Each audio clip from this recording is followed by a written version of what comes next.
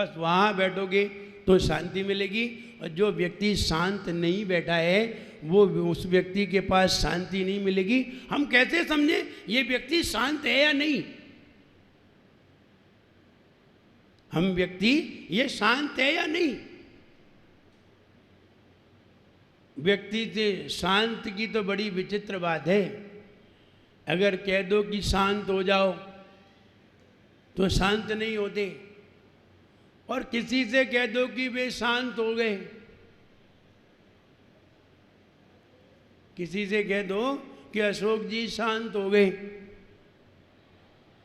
तो वो शांत हुए हो या ना हुए हो, पहले तुम्हें जरूर वो शांत कर देगा। तो कहने का मतलब है शांत कहना कितना खतरनाक है। ढंग ही तो है कि शांत होना है, शांत होना है, इसमें कोई बुराई नहीं है। शांत हो गए बड़ा खराब शब्द है। और शांत होना है, हमें तो शांत होना है, यानी बिल्कुल शांत होना है और शांति पाना है। और शांति के लिए बहुत परेशान है। जब एक व्यक्ति ने नारद जी से कहा, नारद जी ने कहा मांगो, क्या मांगते हो, क्या दुख है तुम्हें, हम तुम्हारा दुख दूर करने के लिए तैयार हैं। तो उसने कहा नारद जी मुझे मेरे पास सब है। बोले फिर काय का दुख है, क्या चाहिए? बोले बस शांति नहीं है। तो नारद जी बोले शांति? शांति के लिए तो हम ही घूम रहे, तुम्हें शांति कहाँ से दिलाएंगे? शांति के लिए तो हम ही परेशान हैं। कहीं इनके दुख दूर कर रहे हैं, कहीं इनके दुख वो परेशान करते हैं, वो परेशान करते हैं, हमें ही बहुत अशांति है। और तुम हमसे ही शांति मांगने आ रहे हो, और शांति मेरे ही पास नहीं है। चलो हम भी तो उसने कहा ऐसा करो, फिर हम तो ढूंढ ही रहे थे, तुम भी मेरे साथ चलो। तो नारद जी भी साथ हो गए। ब्रह्मा जी के पास पहुंचे। ब्रह्मा जी ने कहा आइए नारद जी, क्या बात है, आज कौन सी प्रॉब्लम लेकर के आए हो? बोले आज बहुत बड़ी प्रॉब्लम है, हम सुलझा ही नहीं पाए। हम सारी प्रॉब्लम वहीं सुलझा देते हैं, ये वाली तो सुलझ ही नहीं रही है। बोले ऐसी कौन सी प्रॉब्लम है? बोले ये वाली प्रॉब्लम है कि ये हमसे शांति मांग रहा है, और शांति तो मेरे ही पास नहीं है। तो ब्रह्मा ने जैसे ही उसका नाम सुना कि शांति, तो ब्रह्मा जी भी घबरा गए। बोले शांति तो मेरे ही पास नहीं है। ब्रह्मा जी का रूप देखा है कि नहीं? कैसा रूप दिखाई देता है? बढ़िया मुकुट लगा होता है, और क्या क्या होता है, यहाँ बाजूबंद बंधे होते हैं, यहाँ बाजूबंद बंधे होते हैं, और बढ़िया हार पहने होते हैं। ये बताओ जो सोने का मुकुट पहने हो और बाजू में सोने के बाजूबंद बांधे हो, करदनी कमर में लटकाए हो और गले में बढ़िया हार पहने हो, बाजार से निकले शांति से रह सकता है? लोग निकलना मुश्किल करते हैं उसका। निकल जाए तो किडनैप हो जाए। ब्रह्मा जी निकल के तो देखें आज, वो तो ऊपर बैठे रहते हैं देवों के पास, आए तो मनुष्य लोग में पता चल जाए, किडनैप हो जाए उनका, पता ही नहीं चले कि कहाँ बंद हो गए। तो अच्छा मुकुट पहन के निकलोगे, वही महिलाएं हैं जरा सी जंजीर पहन के निकलती हैं, लोग छुड़ा लेते हैं। और जब मुकुट कौन सहन करेगा?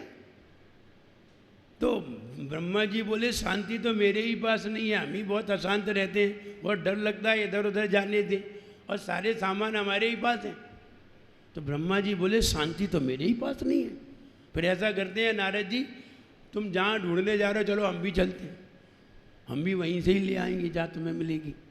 तो ब्रह्मा जी भी साथ हो गए, और साथ हो गए ब्रह्मा जी, नारद जी और वो व्यक्ति, तीनों जा रहे थे। और जाते जाते आगे पहुँचे तो विष्णु जी मिल गए। तो विष्णु जी से पूछा, विष्णु जी ने कहा क्या प्रॉब्लम है आप लोगों को, क्यों आए हो यहाँ? बोले मेरे पास तो वही लोग आते हैं जिन्हें बहुत परेशानी होती है, आप बताइए क्या परेशानी है? बोले ब्रह्मा जी, विष्णु जी बहुत बड़ी परेशानी। बोले क्या परेशानी बताओ?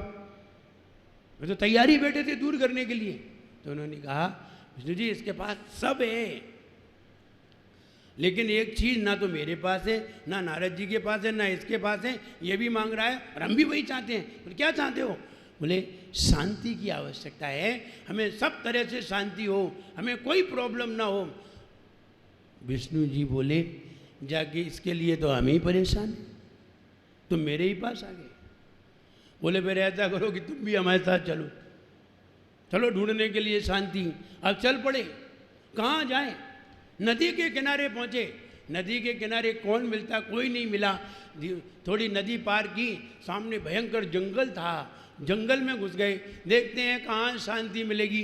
और जंगल में घुसते घुसते बेचैन, कोई इधर देखे, कोई इधर देखे, कोई उधर देखे, चारों तरफ देख रहे कि कहीं ना कहीं से कोई शांति मिल जाए, और शांति मिले, हम उससे शांति मांग लें। सामने एक मुनिराज, दिगंबर मुनिराज, एक पेड़ के नीचे आसन लगाए एक शिला पर ध्यानस्थ थी। शांति उनके शरीर से टपक रही थी, बिल्कुल शांत बैठे थे, आंख की भी पलक नहीं झपका रहे थे, बिल्कुल शांत। शरीर का एक अंग भी, एक अंश भी कंपित नहीं था, शांत बैठे हुए थे, बिल्कुल शांत मुद्रा में, भगवान की तरह ध्यान मुद्रा में बैठे थे। उनको देख करके उन्हें ये लगता है इनके ये बड़े शांत हैं, ये ना हमें देख रहे हैं ना किसी को देख रहे हैं। यहाँ जानवर भी इधर उधर घूम रहे हैं, लेकिन जानवरों की तरफ भी नहीं देख रहे हैं, और जंगली जानवर भी घूम रहे हैं, और फिर भी हाथी हैं, घोड़े हैं, ये सारे लोग घूम रहे हैं, मुझे बिल्कुल शांत बैठे। लगता है इन्हें मालूम है कि शांति कहाँ है। और वे चारों इंतजार में बैठ गए, वहीं खड़े रहे पहले, फिर खड़े खड़े थक गए, आधा घंटे 1 घंटे, फिर बैठ गए।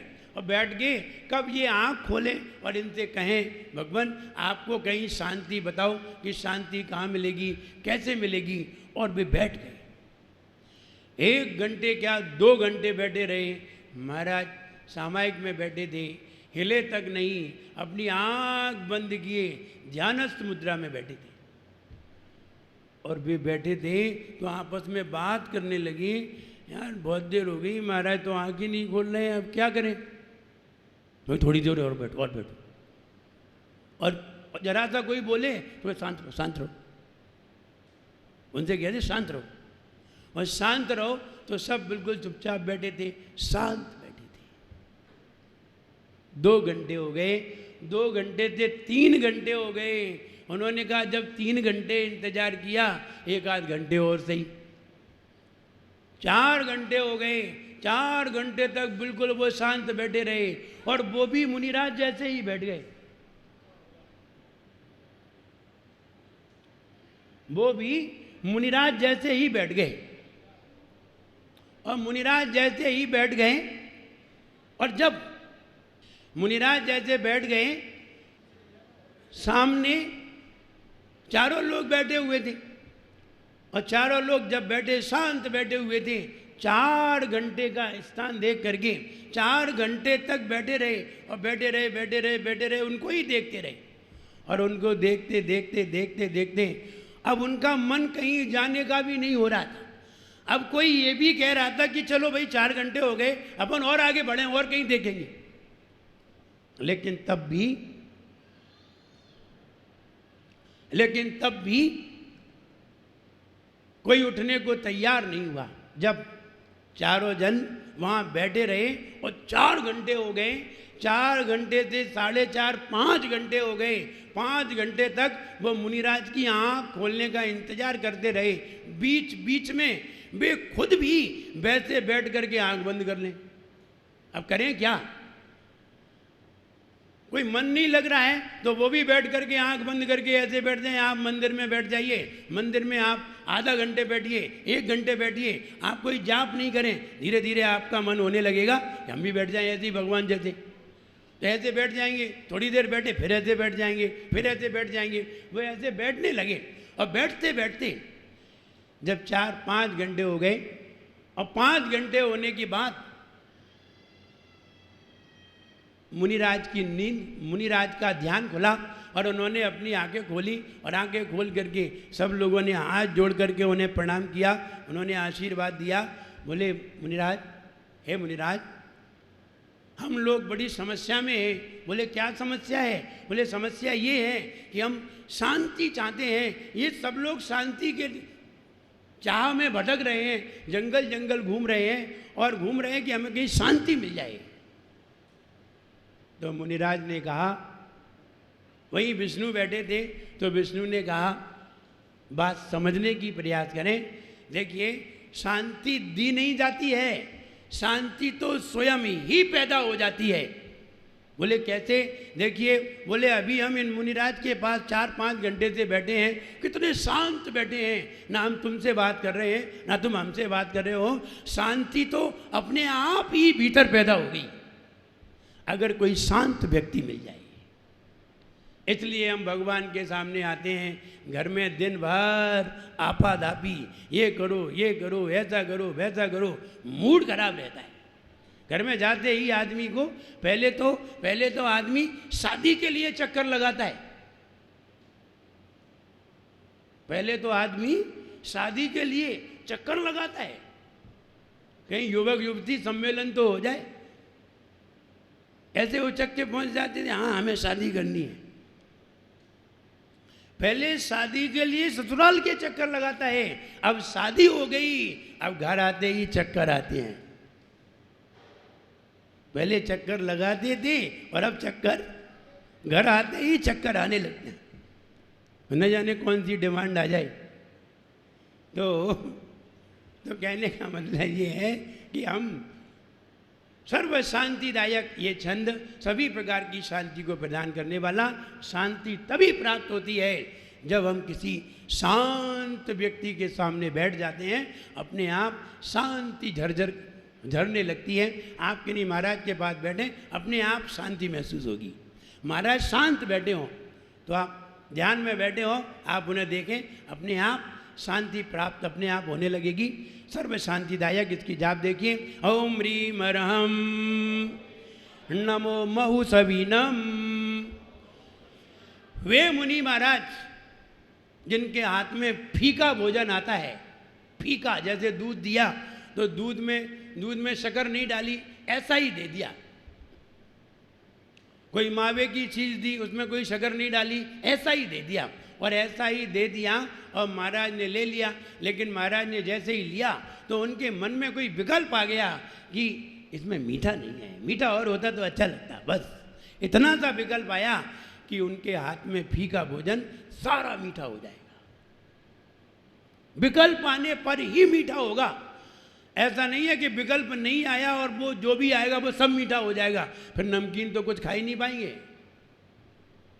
तब मीठा ही मीठा खाना पड़ेगा, बोर हो जाएंगे खाते खाते। आदमी को मीठा मीठा खिला दो तो बोर हो जाए, और नमकीन नमकीन खिला दो तो भी बोर हो जाए। हमने एक व्यक्ति से पूछा, राजस्थान में ये दाल बाटी चूरमा क्यों खाते हैं? बोले महाराज आप समझते नहीं, हमने समझाओ। हम तो राजस्थान में पहली बार गए थे, यानी दाल बाटी और चूरमा, ये तीनों का क्या कॉम्बिनेशन है? बोले, और फिर हमने पूछा तुम ये बताओ दाल बाटी क्यों खाते हो? राजस्थान में सबसे ज़्यादा दाल बाटी क्यों खाते हैं? बोले महाराज अपनी अपनी जगह का चलन है। हमने नहीं सही बात बताओ, सही बताओ, ये भी चाहिए, यही चलन क्यों आया और कहीं क्यों नहीं आया? बोले दाल बाटी चूरमा इसलिए खाते हैं कि राजस्थान में रेगिस्तान ज़्यादा है। राजस्थान में रेगिस्तान ज़्यादा है और रेगिस्तान में गर्मी पड़ती है, और गर्मी पड़ती है और वहाँ पेड़ मिलते नहीं हैं। वहाँ पेड़ मिलते नहीं हैं, और पेड़ मिलते नहीं हैं तो बड़ी मुश्किल से तो पानी मिल पाता है। तो जैसे ही अब कौन चूल्हा लाए और कौन रोटी बेले, कौन तवा लगाए, तो उससे तो बढ़िया ये है आटा गूंदो, टिक्कड़ बनाओ और अग्नि में डाल दो। और पत्तों की अग्नि लगनी तो मिलती नहीं है, पत्ते अत्ते कहीं मिल गए, इधर उधर के मिल गए, रेत मिल गया, गरम भून लिया और खा पी लिया। और हमने फिर पूछा कि दाल बाटी तुम्हारे यहाँ इसलिए प्रसिद्ध है कि तुम आलसी हो। राजस्थान में बहुत आलसी लोग रहते हैं। भोग भूमि देखनी है तो तुम्हें राजस्थान में देखो, एंजॉय करने वाले, जरा जाओ तो उदयपुर के आगे जाओ, उदयपुर, बांसवाड़ा, अजमेर, भोग भूमि, खाओ पियो मस्त रहो, ऐसे लोग बहुत हैं। उधर के लोग दीक्षार्थी कैसे मिलेंगे मालूम है? बूढ़े बूढ़े, यंग नहीं मिलेंगे, यंग बहुत कम होंगे, बहुत कम, बूढ़े बूढ़े बहुत होंगे। ये जो निपट गए अब तो वे जाए वाले ही हैं, चलो भाई अब दीक्षा ले ही लें। एक महाराज जब दीक्षा ले रहे थे तो उन्होंने माइक पकड़ लिया, बोले हम माइक में 2 वचन बोलेंगे, और वे बोलते बोलते ही गिर पड़े। भाई तुम बैठ जाओ, बैठ के ही दे लो। तो कहने का मतलब, तो लोगों ने कहा ठीक है आप दीक्षा ले रहे हैं, अच्छी बात है, अब दीक्षा लेने के लायक भी है, क्योंकि अब तो कहने का मतलब, तो उनसे पूछा कि दाल बाटी चूरमा क्यों खाते? बोले महाराज पत्तल में एक तरफ चूरमा रख लेते हैं, एक तरफ दाल बाटी रख लेते हैं, पहले नमकीन सरकाते फिर मीठा सरकाते हैं, ज़्यादा खप जाता है और जल्दी खप जाता है, जल्दी सरक जाता है। तो हमने कहा इसीलिए तुम्हारे यहाँ खाने खिलाने की परंपरा बहुत है। आप राजस्थान में देखिए खाने और खिलाने की परंपरा बहुत है, और आप एमपी में जा कर के देखिए वहाँ खाने खिलाने की परंपरा है ही नहीं, लेकिन राजस्थान में बहुत है। राजस्थान में आए तो वे तो घी में डुबा डुबा के खिलाएं। इसलिए हम ये कहना चाहते कि वे मुनि महाराज जिनके हाथ में फीका भोजन आता है और उनके हाथ में आते ही मीठा बन जाता है, विकल्प आते ही मीठा होता है, अगर विकल्प नहीं आता है तो मीठा नहीं होता है, और हमेशा ही मीठा होता रहे तो मीठा ही मीठा हो जाएगा सब। फिर पानी कैसे पिएंगे? पानी पिएंगे तो वो छाछनी हो जाएगी, फिर कुल्ला कैसे करेंगे? तो इसलिए जब उनके मन में विकल्प आता है तभी ऐसा होता है। वे मुनि महाराज विजय क्षेत्र में विराजमान हैं, उन मुनि महाराज को मेरा नमस्कार होवे। अर्थ देखते हैं, चित्र में देखिए, चित्र में सेना युद्ध में लड़ रही है ऊपर, और फिर वो सेना जीत करके आती है। कौन सी सेना? अब देख लीजिए कौन सी सेना। जो सेना जो आपके चरणों का आश्रय लेते हैं, आपकी वंदना करते हैं, आपको प्रणाम करके युद्ध में लड़ने के लिए जाते हैं, वे लोग जीत करके आते हैं। आप देखते होंगे कभी कभी अखाड़े में पहलवान लोग लड़ते हैं तो कोई भगवान की एक मूर्ति रख लेते हैं, वहाँ मिट्टी जरूर चढ़ाएंगे, मिट्टी चढ़ा के पहले प्रणाम करेंगे फिर लड़ेंगे।